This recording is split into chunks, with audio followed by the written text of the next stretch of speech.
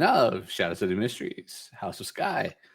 Introducing you all to another one of our awesome players, Matt Walsh. Matt Walsh, please introduce yourself. Hi, I'm Matt Walsh. I'm playing Ignatus and super excited to get on with this campaign. Awesome. So what's your history with tabletop RPGs or role-playing games?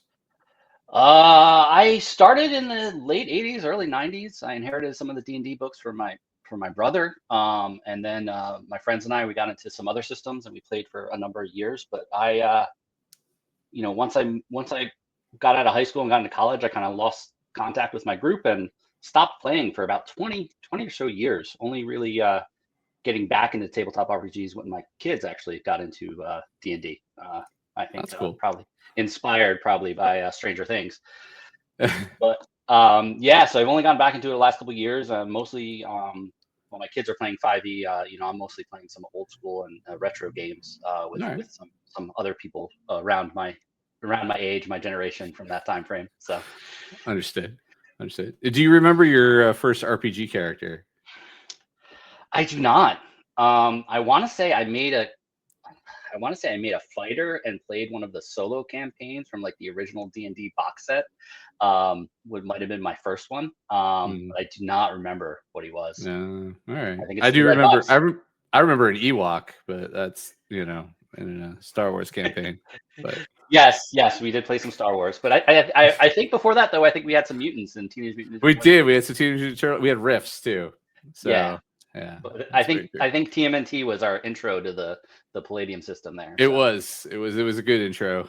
Until the ruins of the Palladium system. I mean, I love that system to death, but it is definitely special. Lots of nostalgia there, but yeah. Exactly. That's so what excites you about role playing in general? What got you? What got you back? I mean, like obviously something had to, right? Like, so an old friend reached out and was like, "Hey, a bunch of my buddies are starting an old school campaign. Do you want to try it?" I'm like, "Sure," because I've honestly like been still kind of interested in the periphery, but not like I never had a group to play with, and so playing online kind of opened that up. And an old friend, our old friend Damon actually reached out, and that's who I'm playing with now. So it was kind of just everything came together, and now I'm really kind of super into it again. So awesome. What drew you to this actual play project? Well, I mean, I saw the updates on it. I think it's an intriguing setting, and so I wanted to see it. And once again, I had not really played any 5e compatible systems, so this was I thought it was a good idea to kind of get into it with some people that have played it well. And I thought I've been a lot more interested in a lot of actual plays recently because I never even knew they existed before I started playing again. And so I thought it'd be a fun experiment, definitely a little bit outside of my wheelhouse, but I'm excited about it. Oh, well, I'm excited to have you on it. So how would you say, I mean, how do you think playing in a noir setting is going to feel different from other games you've played? I think that's an interesting question. I'm not sure, actually. I think it'll be interesting to see how the character interactions are, and how we style those things. I think the setting's interesting. So, as the comments that are brought up, like anything color related is not going to be part of the conversation. So I think that's going to be very interesting. And the noir itself, I think, is always an interesting setting. So cool. So I know you haven't had a chance yet to play Ignatus, but when you're creating the character, do you see yourself in your character, or are they very different from you in a sense? I think they're different from me. I like to think I'm smart. Ignatus is very smart. I like to think I'm smart, but he's more of the smart person that's going to let everybody in the room know that he's the smartest person in the room, or at least he thinks he is the smartest person in the room.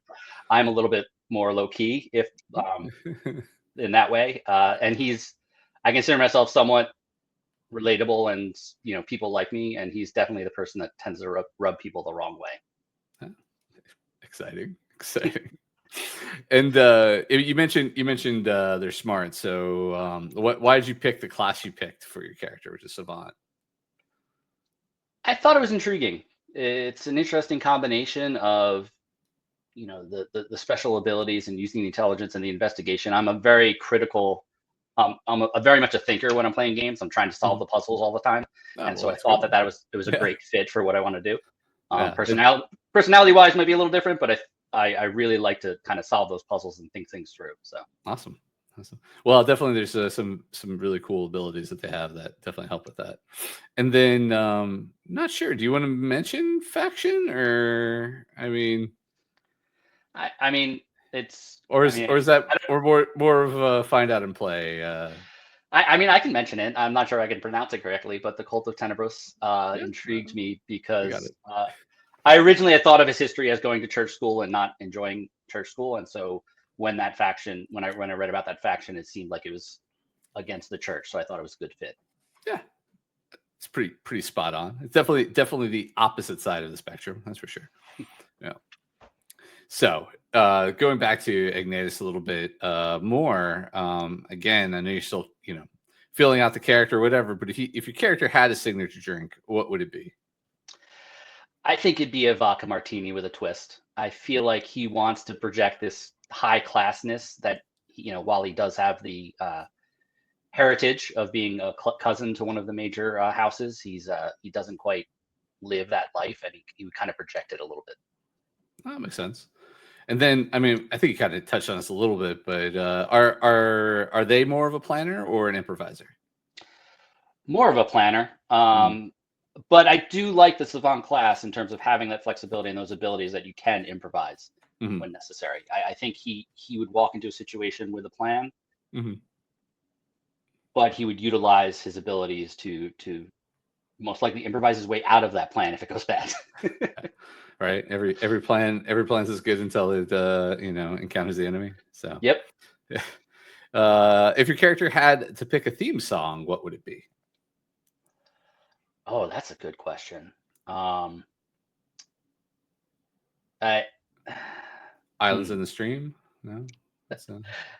I feel like he would have something like grandiose and classical that would like as like his like entrance music to kind of like project himself as something, someone more important than he actually is. Of importance. Yeah, okay. Like almost like Ride of the Valkyries, like coming in or something like that. All right. That's how he thinks of himself. Whether anybody else in the room would think the same thing, but 100%. Cool. All right. Well, before we delve into a typical day of Ignatus, I just wanted to, for those that are just getting their initial exposure to Shadow City, we mentioned a couple things, and I'd like to give a little bit more details for it. So, in Shadow City Mysteries, it's been centuries since color left the world. The church teaches that death of color was the final curse of the goddess of darkness, upon her defeat by the gods of light. It lingers as a sign to be ever vigilant against the lure of evil. What else could be lost if the gods must intervene again on so grand a scale? People of science claim it's something strange about how light reflects in the atmosphere, and one day they hope that rocketry and photography improve to the point that they can confirm whether color can still be seen from space. Neither can truly explain why some things, the high-tech and the mystical, still show in color. The day-to-day life of citizens in the world is one of monochromatic. Pops of color from turnstone-infused objects draw every eye in appreciation, while color where no tech should be breeds fear of arcane threats, hidden beneath the popular veneer of science. Now, clockwork. Not long after the War of the Gods came the discovery of Solargeum, commonly just called turnstone, as we mentioned earlier. This semi-hard rock is permanently oriented to face the sun, revolving once every 24 hours and grinding itself into smooth sand rather than allow any force to stop its turning. Initially, it was something of a curiosity. Shards of it could be used to unerringly tell time, and big enough slice could power a mill. But under any significant load, such as gearing to transform a 24-hour rotation into a faster one, the rock tends to pulverize itself against the metal. The Industrial Revolution came when scientists figured out two key tricks: blending and infusing the turnstone dust into harder metals, and a semi-mystical trick of using mirrored plates to allow it to rotate along any reference point. Power was now reliable, portable, and endless. Turnstone's only limitation, the science of metallurgy, increasingly small, intricate, or powerful devices, put strain on the gearing that requires increasingly durable metals to house the solar geom. Power never runs out, but gears can strip out. Every year, the world's scientists and engineers make breakthroughs in what clockwork is capable of. Other sciences, such as chemistry, have lagged from what might be expected in early modern society due to the sheer ease of making discoveries of new applications for clockwork. Society has automobiles, electricity, clockwork wound weapons, and even intricate cybernetic prosthetics and automatons made of countless tiny gears. One of the properties of turnstone that scientists can use, but not explain, is that it responds to human will. A prosthetic arm or leg powered by solar geom works as well or better than the original, with no clear reason for the interface with human nerves. The real problem with turnstone is that it's needed for everything. Having long exhausted its own reserves of the mineral, the globe's sole superpower, Vesipon, embarks on wars across the planet with increasingly thin pretexts in order to open up new mines for the material. And so we come to Soretta, also known as Shadow City, and a typical day for Ignatus. So please let us know, how does a day for Ignatus start and go? Well, it usually starts a little bit later in the morning. He tends to hang out late at night at the Pendulum Club or any other places where he can get some information.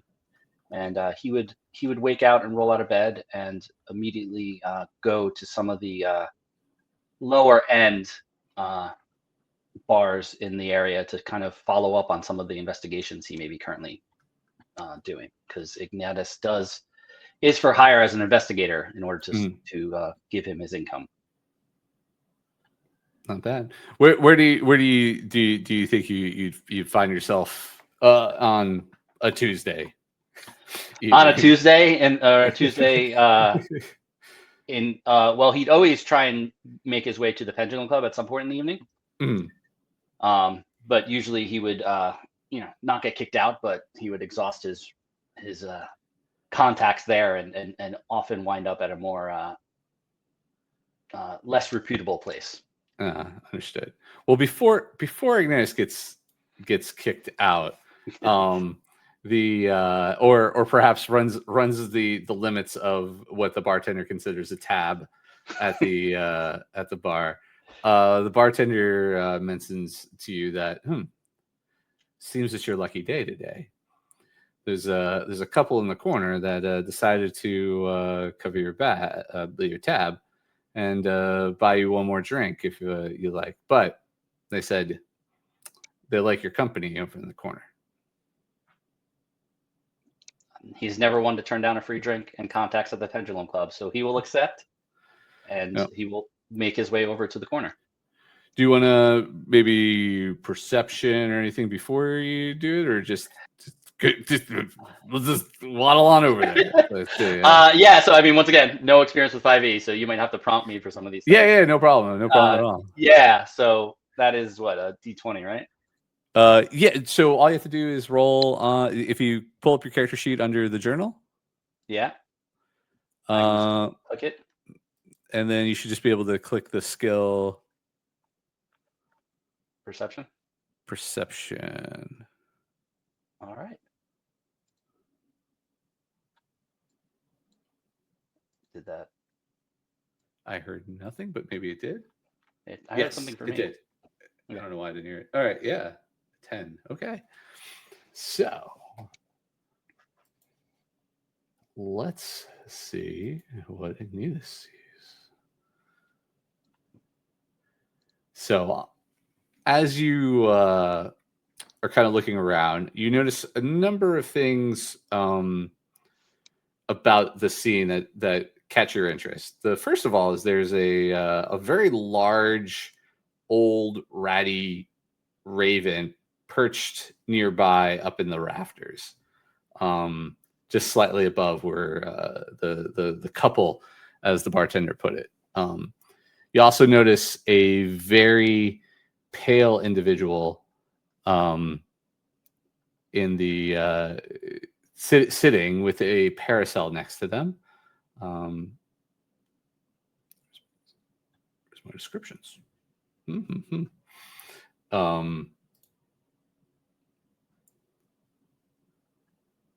Do you see parasol, like the umbrella for sun? Is that? Yeah, like parasol, okay. like umbrella for Yeah. sun. Yeah. Yeah, just wanted to make sure.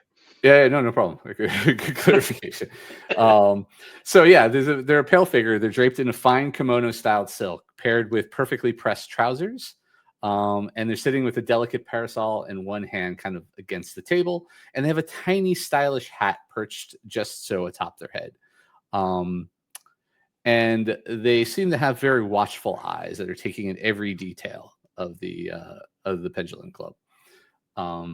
Then behind them is a very large man, actually almost disproportionately large, because of the prosthetics that he has.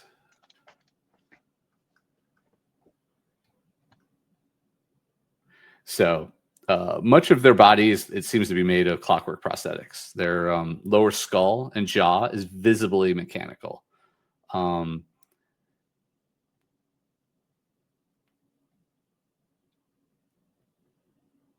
Their augmentations carry no metallic shine, which seems to be uncommon. Most of the time, you see either brass or iron prosthetics. Interesting. Yeah. And based off of your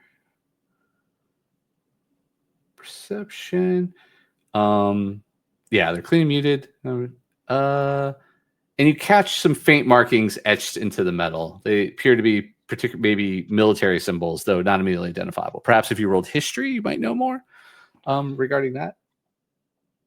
I can try that. Oh, now I heard it. All right, 13.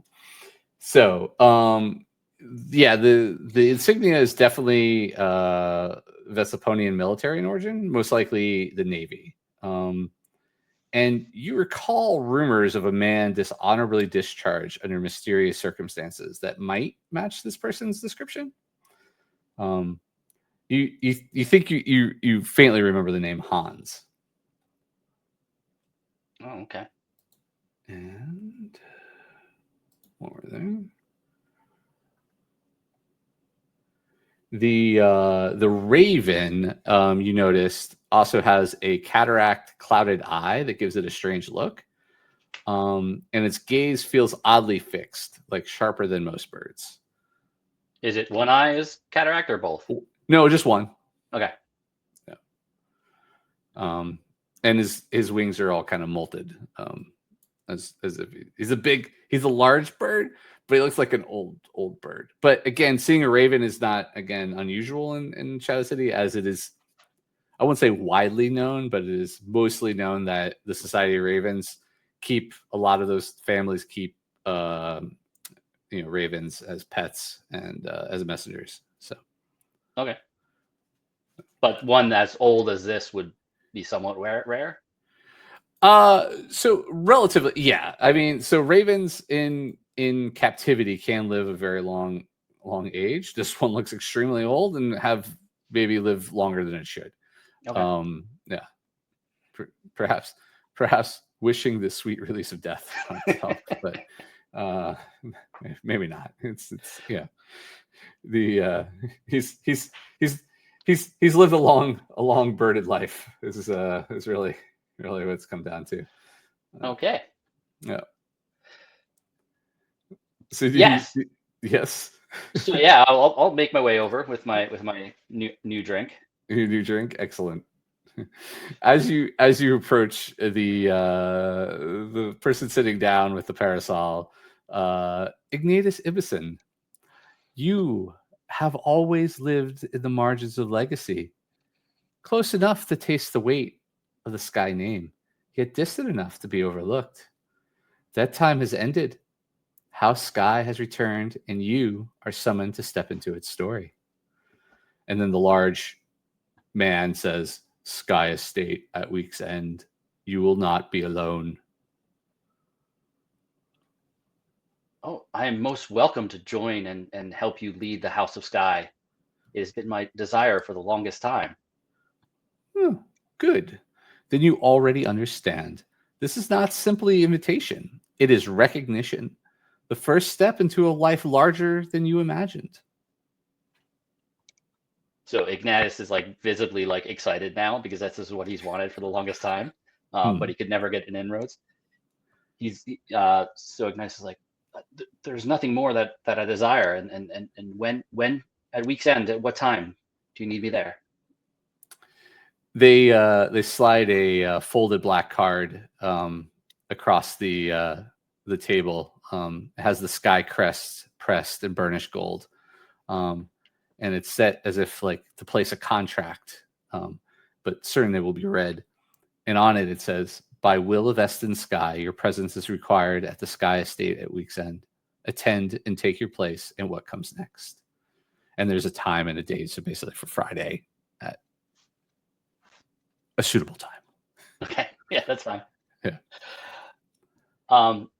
Yeah, and so Ignatus would be like, what is there anything that you need me to prepare for, or is there anything you need from me beforehand? No, simply your arrival. So congratulations, Ignatus. You may not have stood at the center of the Skye name, but blood ties still open doors others can never touch. Accept, and you will step into a life larger than you imagined. I accept. I will be there. Well, we look forward to it then. And they get up and they kind of tap their parasol on the ground and turn to leave. Meanwhile, the large man just kind of gives you a steady look, just kind of weighing you in for a moment before following. And then shortly thereafter, the large bird shifts, its feathers rippling faintly, and, before going off into the rafters. Okay, so they've left, or are they? Well, they're leaving. They're on their way leaving. Okay. Mm-hmm. Yeah. If you have any questions, or if you'd like to do intuition or arcana or anything. I guess arcana, just if I could determine anything about. Yeah, that's one of my better ones. So, and I still rolled a 13. This was a common theme for many people. So you're in good company amongst your fellow family and non-family members. So with Arcana 13, so the raven definitely is more than a simple messenger bird, and it like from what you can tell, even though again as a savant you don't practice true magic, you still understand a little bit. And you see that there's a trace of lingering magic that clings to the bird, and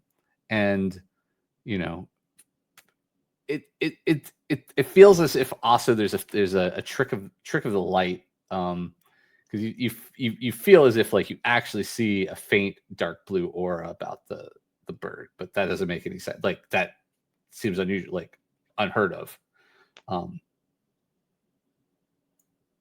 Almost like it's the feathers reflect color in certain angles and stuff like that. Like yeah, a little bit of blue. Yeah, there's a little bit of like, but you've never seen blue, so you're just making a guess. It's a very it's black. We'll call that color Fred.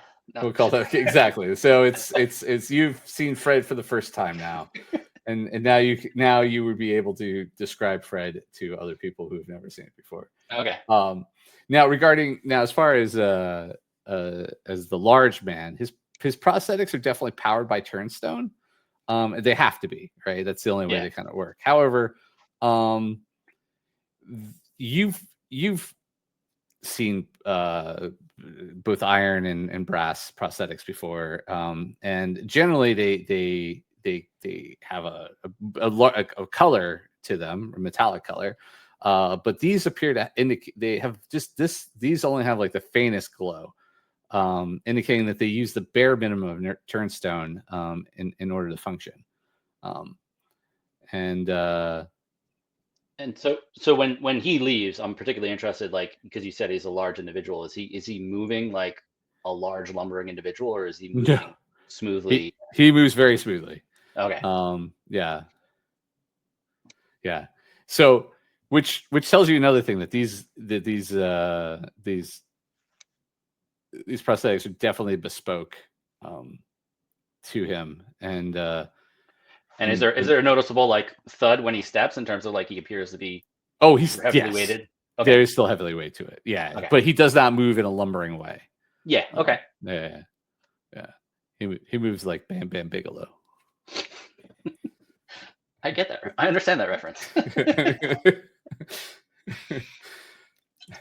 Probably the only people who do. Nobody watching probably knows what that reference is as well. And then regarding, let me see if there's anything for the other individual.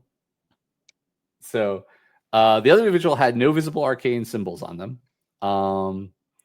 And yeah, that was just mostly it. So no arcane symbols or items. And Now, nothing. was that? Would I know whether that individual was Eston Skye, or was it a representative? Do I know what Eston looks like, or? You know what yes, you know what Eston looks like. Eston, your parents, I mean, they didn't like have like photos of him, like or pictures of him up in the thing, but you've seen images of him at time to time, and you kind of remember he has made passing appearances at your parents' house while you're growing up. So you're familiar with the individual, but it was never for long periods of time. It was more of like checking in to say hello, because he was the nice one in the family that did like recognize your parents and you know their relation to you all. So you have a much more fonder memory of him than his sister, who was the matriarch for the last few years, and a mainstay within the city. So yeah, Marzita never invited you for holidays, never had you for traditional like Church of Astra celebrations, and they were a very highly religious family. Marzita. Yeah. All right. I mean, I'll let them leave. I mean, Ignatus is super happy. This is kind of his dream come true. So he's just gonna, down his martini and enjoy enjoy it. Yeah. The and then for whatever reason the bartender lets you extend your stay this evening. And needed that. Yeah. Doesn't allude that they may have paid a little bit extra more than your tab. So, but you're not 100% sure how far you could push that with the staff tonight. But they're definitely more tolerable than normal. So yeah, that's excellent. Because normally Ignatus would have annoyed someone by now and gotten kicked out. So. Your time at this establishment is over for this evening. Please come back again tomorrow.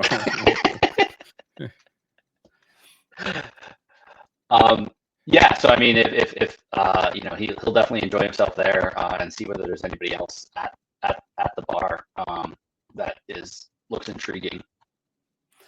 Yeah. Nobody else. Nobody at an unusual. Nobody else that stands out. To be honest, I mean, these individuals didn't really stand out. There's always some characters of interest. Yeah.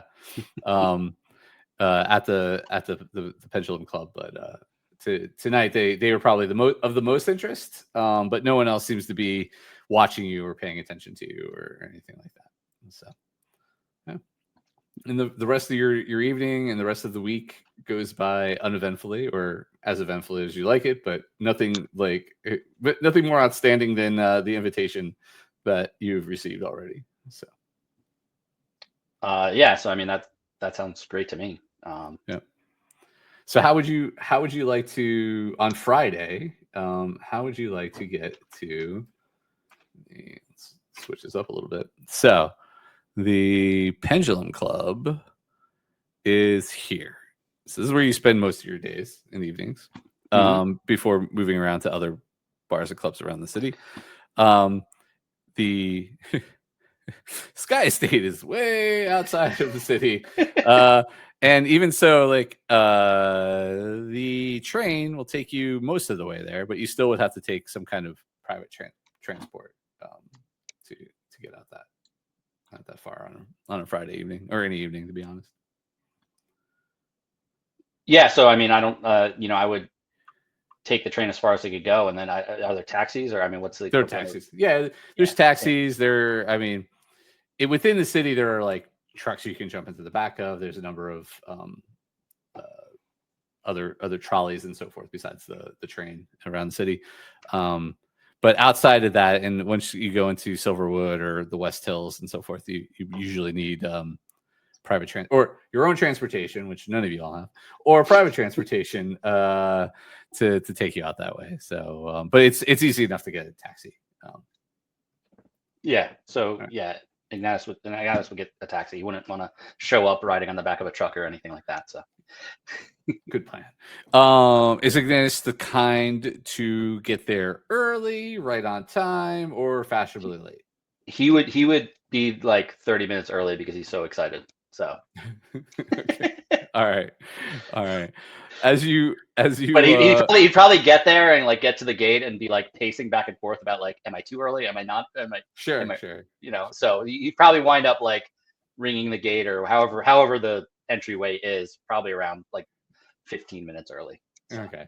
Before you get to ringing the gate, the things that you do notice about the estate is quite large. Actually, as you were passing through into Silverwood, you see lots of houses and so forth, but the Skye Estate is probably one of the largest that you've seen.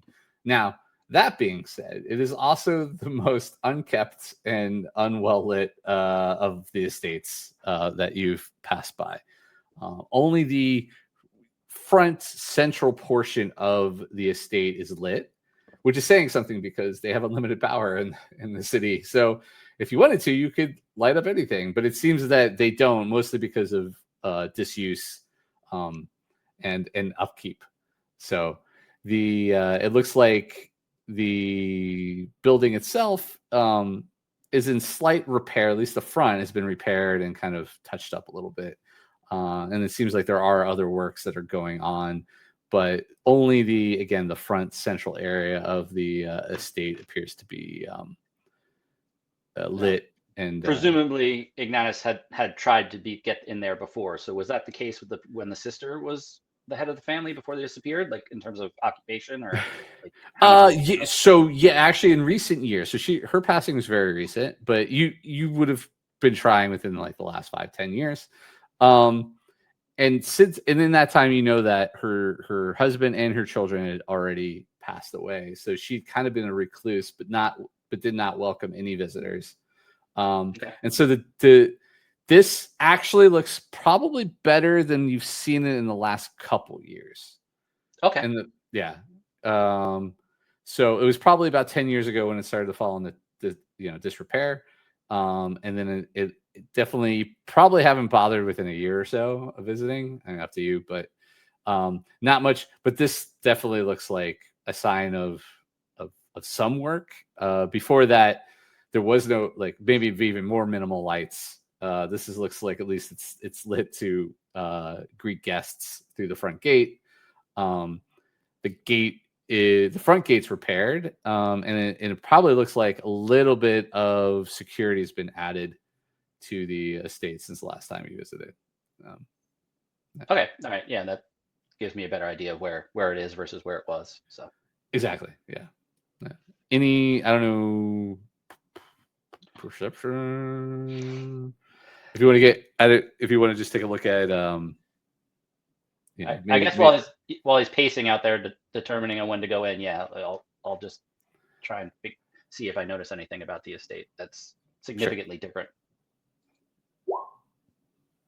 Survey says, yeah, sort of, yeah. So it definitely looks like the outer walls have been improved. The last time you remember, they were kind of crumbling, and there were lots of spots where, probably somebody, if they wanted to, could sneak into onto the Lord.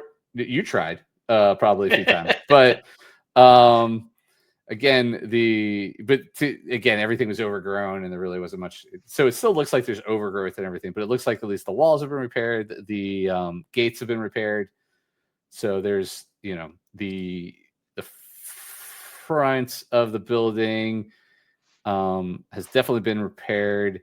And it looks like, I mean, you maybe maybe when you were younger, your parents took you there once before they got kind of like shooed out.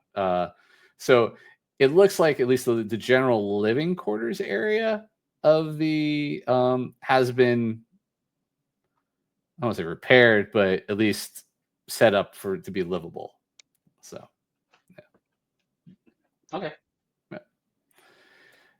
And I think with that being 15 minutes early to the soiree, we can fade to black as other folks also arrive, or perhaps arrive around the same time. And everybody's arriving at 15 minutes early. It's a highly paranoid group of people. That's let it be said that you're in good company of preparedness, and everybody's ready for something, I guess. So yeah.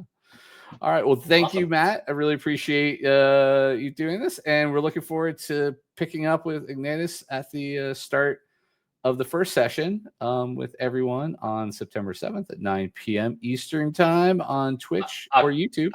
October. You said September. Oh, October. There we go. Thank you for correcting me on that. We're in September right now, but we would have missed it. You would have missed it. You would have been really sad. But now you get to check it out on October 7th. 9 p.m. Eastern time. At least I didn't say the 8th, which is what time I do it at 3 a.m. So you can, if you're in Central European time, you can check it out at 3 a.m. live on the 8th. But don't do that. Just wait to watch the visual on demand. All right. Thanks again, Matt. And we'll see everybody soon. Looking forward to it.